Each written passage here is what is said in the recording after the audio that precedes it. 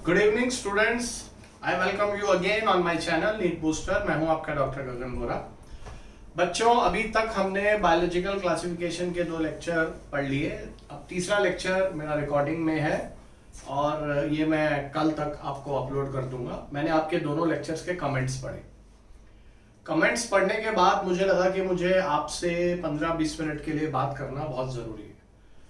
तो आपके कमेंट्स मैंने पढ़े, उसमें किसी ने लिखा है कि 11th क्लास के क्रैश कोर्स करा दीजिए सर, किसी ने लिखा है कि ह्यूमन फिजियोलॉजी पढ़ा दो, किसी ने बोला है कि सेल बायोलॉजी पढ़ा दो, या मुझे अक्सर जो है कॉल्स भी आते हैं और व्हाट्सएप पे भी आप लोग बोलते रहते हैं कि एनाटॉमी पढ़ा दो, या एक्स चैप्टर पढ़ा दो, या वाई चैप्टर पढ़ा दो, या जेड चैप्टर पढ़ा दो। बच्चों, आप ये समझो कि YouTube के मीडियम से माध्यम से पूरी बायोलॉजी या पूरी ह्यूमन फिजियोलॉजी पढ़ाना बहुत ज़्यादा मुश्किल है। इस बात को समझो।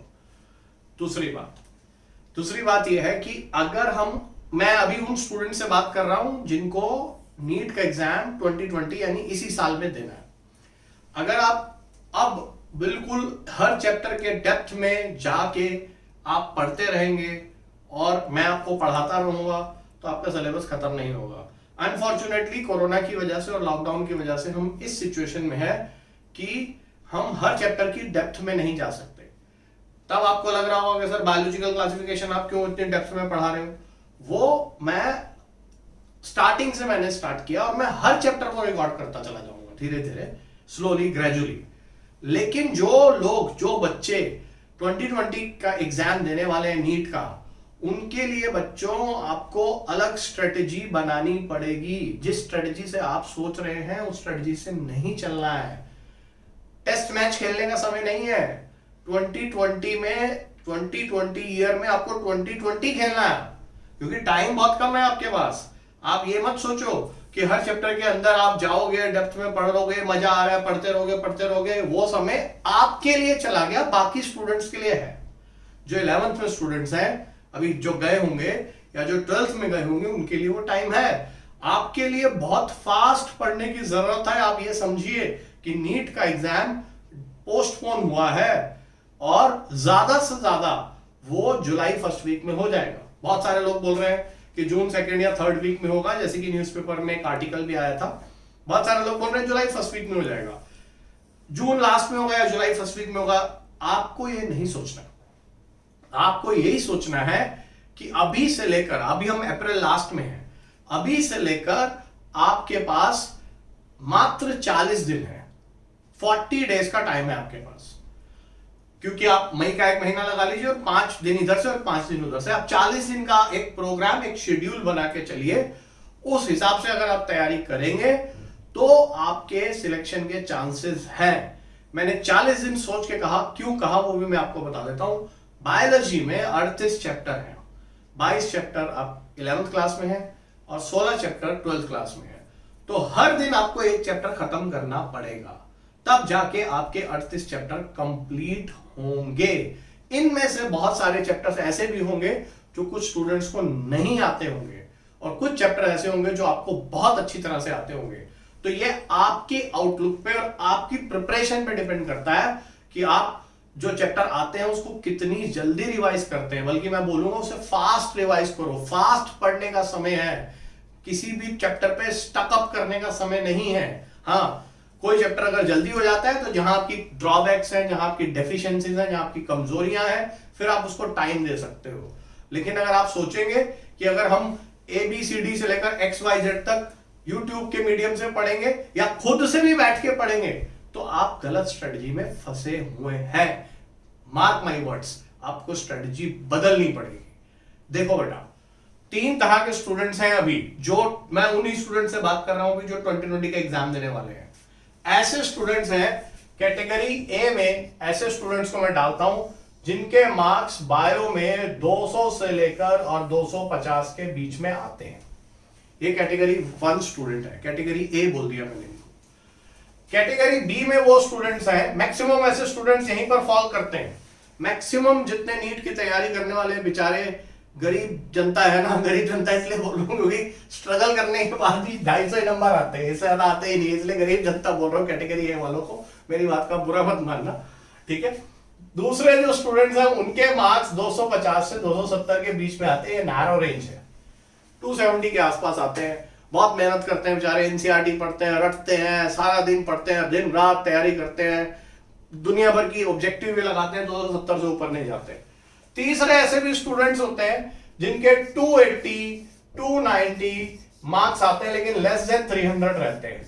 तो अब ये जो बच्चे हैं ना, तीनों कैटेगरी की, ये तीनों कैटेगरी के बच्चे परेशान हैं। आप समझ सकते हैं क्यों परेशान है? क्यों? क्योंकि आपको बायो में 300 प्लस मार्क्स चाहिए बेटा सिलेक्शन के लिए, ये मिनिमम है, ठीक है। चाहिए तो आपको 325 330 340 जितने मैक्सिमम आ जाए। आने को तो पिछले साल एक लड़की के 360 में से 360 भी आए थे, आप जानते हैं, पिछले से पिछले साल आए थे, सॉरी। तो अब क्या है ना, यहां से इन स्टूडेंट्स के लिए क्या स्ट्रेटजी बनाई जाए कि इनका स्कोर जो है वो 320 330 340 पर पहुंच जाए। पहुंचता है बच्चे, अपने में विश्वास रखो, ऐसा नहीं कि नहीं पहुंचता है। जो स्टूडेंट सिलेक्ट होते हैं ना अच्छे रैंक से और अच्छे मेडिकल कॉलेज में जाते हैं, उनके आराम से 325 330 नंबर आते हैं, ठीक है। किसी किसी के 340, ऐसे भी मैंने स्टूडेंट पढ़ाए हैं जिनके एक या दो ही क्वेश्चन गलत हुए, ऐसे भी होते हैं, लेकिन ऐसे स्टूडेंट कम होते हैं। यहां तक तो आराम से पहुंचा जा सकता है, ठीक है। यहां पर अगर आप पहुंचना चाहते हैं तो बहुत मेहनत की जरूरत है, बहुत मेहनत की जरूरत है, थोड़े लक की भी जरूरत है, और ये तो लक ही है, क्योंकि कभी कभी क्या होता है ना कि आपके आंसर की और नीट वालों के एनटीए की आंसर की अगर सेम हो जाए तो 360 आ सकते हैं। ये रेयर बात होती है। आए हैं एक लड़की के, इसलिए मैंने बोला, ठीक है। तो अब हमें कोशिश करके अपने मार्क्स को मैक्सिमाइज करना है। तो मेरे बच्चे जो कैटेगरी ए वाले हैं, बी वाले हैं, सी वाले हैं, तीनों ध्यान से सुन लो। एनसीईआरटी तो तीनों को पढ़नी ही है, और एनसीईआरटी बिल्कुल अच्छे से पढ़नी है, एक एक लाइन अच्छे से पढ़ना है। क्योंकि देखो, ये बात की तो गारंटी है कि 75 क्वेश्चन तो कम से कम बोल रहा हूं, 90 में से, ठीक है, एनसीईआरटी से आएंगे ही आएंगे। ज्यादा आ जाए तो बहुत अच्छी बात है, ठीक है, 80 भी आ सकते हैं, 82 भी आ सकते हैं, लेकिन मिनिमम 75 क्वेश्चन तो एनसीईआरटी से आएंगे ही आएंगे। तो 75 क्वेश्चन का मतलब 300 नंबर होता है, ठीक है। अब जब एनसीईआरटी से 75 क्वेश्चन आएंगे ना बेटा, तो इसमें से एक भी गलत नहीं होना चाहिए। अगर 80 आ गए तो बहुत बढ़िया है, 75 अगर आए और अगर इसमें एक भी गलत हुआ तो आप समझ लीजिए कि आपकी तैयारी गड़बड़ है। तो अब हमें क्या करना है, स्ट्रेटजी क्या बनानी है। स्ट्रेटजी जो मैं आपके सामने लेके आया हूं, ठीक है, वो ये है कि आपको एनसीईआरटी को यूनिट वाइज तैयार करना है।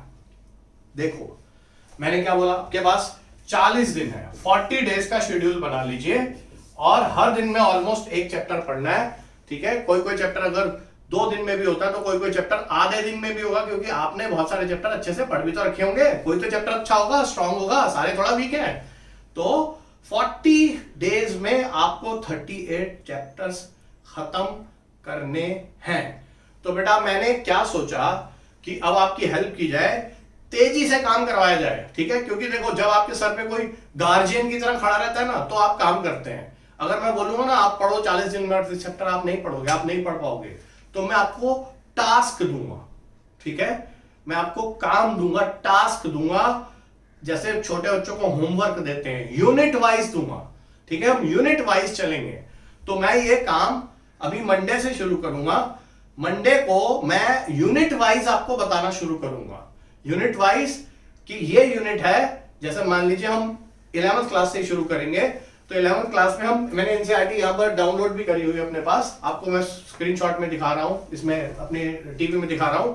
यहां पर हम हर यूनिट में चलेंगे। जैसे हम 11th क्लास में मान लीजिए 5वीं यूनिट से स्टार्ट करेंगे, ह्यूमन फिजियोलॉजी से, इसमें 7 चैप्टर हैं। मैं आपको मंडे से बताऊंगा कि हर वीडियो में बताऊंगा कि अगर ह्यूमन फिजियोलॉजी पढ़नी है तो आपको 7 चैप्टर्स में से क्या क्या इंपॉर्टेंट पढ़ना है, क्योंकि आपकी डिमांड है। आप बहुत सारे स्टूडेंट से बोलते हैं कि सर बताइए कौन कौन से टॉपिक्स इंपॉर्टेंट हैं, या क्या क्या क्वेश्चंस आते हैं, या फिर किस अप्रोच से पढ़ना चाहिए। तो मेरा टास्क क्या होगा मैं आपको बता देता हूं। हम लोग जैसे 5वें यूनिट से शुरू करेंगे 11th क्लास में, ह्यूमन फिजियोलॉजी बड़ी यूनिट है इसलिए मैंने पहले उठा ली, 7 चैप्टर हैं। मंडे को मैं एक वीडियो अपलोड करूंगा, मैं उस पर काम कर रहा हूं, जिसमें मैं आपको बताऊंगा digestive system, respiratory system, circulatory system, excretory system, skeletal system जिसे आप मूवमेंट एंड लोकोमोशन कहते हैं, न्यूरल कोऑर्डिनेशन, केमिकल कोऑर्डिनेशन, इन सब चैप्टर्स में आपको कौन कौन से टॉपिक्स किस किस तरह से पढ़ने हैं पढ़ाऊंगा नहीं, तरीका बताऊंगा। और जब वो टास्क आपको मैं 4 दिन का या 5 दिन का टास्क दूंगा, जैसे 7 चैप्टर है तो 5 दिन में आपको खत्म करने हैं, ठीक है। आप कहेंगे अभी तो आप बोल रहे थे कि एक दिन में एक चैप्टर खत्म करो, 7 चैप्टर आपको 5 दिन का टाइम दूंगा, 5 दिन में आपको खत्म करने हैं, ठीक है। 5 दिन के बाद मैं आपको 6वें दिन आपको मैं एक टेस्ट दूंगा, ठीक है। एक टेस्ट दूंगा जो मैं आप मुझे अपना ईमेल आईडी दे देंगे या मैं आपको यहीं से आपको पीडीएफ डाउनलोड करके भेज दूंगा, ठीक है। उस टेस्ट को आप देंगे, फिर उसके बाद अगले दिन फिर हम दूसरे यूनिट का मैं आपको एक लेक्चर मतलब एक मैं प्लान अपलोड करके बताऊंगा। फिर प्लांट फिजियोलॉजी में चलेंगे कि प्लांट फिजियोलॉजी में कौन कौन से क्वेश्चन आते हैं, कौन कौन से टॉपिक में कैसे कैसे पढ़ना है, कैसे पढ़ना है ये बताऊंगा, पढ़ाऊंगा नहीं, पढ़ाना पॉसिबल नहीं है। तो यूनिट बाय यूनिट हम लोग चलते रहेंगे। तो मेरे ख्याल से अगर आप मुझे इसको फॉलो करोगे, साथ में जो टेस्ट दूंगा उसको करोगे, तो आपकी परफॉर्मेंस मैक्सिमाइज होगी। इन तीनों स्टूडेंट्स के लिए मैं बात कर रहा हूं, ठीक है। जिनके 200 से 250 आते हैं वो भी मैक्सिमाइज कर पाएंगे, क्योंकि क्या है ना, मैंने बार बार बोला, अगर आपके सर के ऊपर कोई आदमी बैठा नहीं रहेगा ना, आपको पुश नहीं करेगा ना, तो आप पढ़ेंगे नहीं। खुद से प्लान बनाते समय आप सिर्फ प्लान बनाते हैं, उसको एग्जीक्यूट नहीं करते। तो बेटा मेरे साथ मेहनत करो। इस लॉकडाउन के टाइम में मैं आपके साथ बिल्कुल फिजिकली आपके आमने सामने आके आपको नहीं पढ़ा सकता, लेकिन ऐसे में आपको हेल्प कर सकता हूं। हम लोग, आप लोग और मैं, हम सब मिलके मेहनत करते हैं। बाकी भगवान का आशीर्वाद रहा तो जरूर सफलता मिलेगी, ठीक है। तो हम लोग मंडे से शुरू करेंगे। मंडे को मैं आपको ह्यूमन फिजियोलॉजी से एक लेक्चर अपलोड करने की बात, मैं एक लेक्चर अपलोड करूंगा जिसमें मैं आपको बताऊंगा कि ह्यूमन फिजियोलॉजी में अलग अलग सिस्टम्स में क्या क्या पढ़ना है। फिर मैं आपको उसके बाद आपका उस दिन से टास्क शुरू हो जाएगा। टास्क खत्म होते ही मैं आपको क्वेश्चन दूंगा। मेरे ख्याल से मेरी बात आपको समझ में आ गई होगी। और जो बच्चे बायोलॉजिकल क्लासिफिकेशन पढ़ रहे हैं वो वैसे भी साथ में पढ़ते रहे, वो मैं लेक्चर अपलोड करता रहूंगा, उसे रोकूंगा नहीं। उसके अलावा मैं एडिशनल ये फैसिलिटी दे रहा हूं, ठीक है। ये मत सोचिएगा कि बायोलॉजिकल क्लासिफिकेशन नहीं कराऊंगा, वो मैं कराता रहूंगा, ठीक है। उसमें समय लगता है बेटा, वो समझो आप उस बात को। हर चैप्टर के डेप्थ में जाने के लिए टाइम लगता है, ठीक है। तो ये मेरी बात समझ में आई होगी, ठीक है। अभी तक के लिए थैंक यू वेरी मच। आप लोग अच्छे से पढ़ो, ठीक है। Good night. फिर मैं मंडे को शाम को आपसे मिलता हूं। Thank you.